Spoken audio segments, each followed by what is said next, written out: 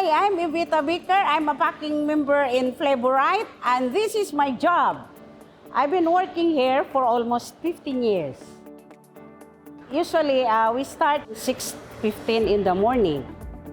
Before we start packing, we have to go in the glass house to pick some fruit. Sometimes we work in the nursery, watering the plants, maybe spreading plants or planting the seedling. We usually finish it 3 to 4 in the afternoon. And then when I come home, I still have sometimes do my gardening, and then after that, preparing foods for the dinner. In Flavorite, we have different kind of people work in here, different culture of people in different countries. Yeah, but they are all friendly, and then it's nice working in Flavorite because we have all the benefits, and then salary is good, and then you work here as very interesting, and I enjoyed it very much.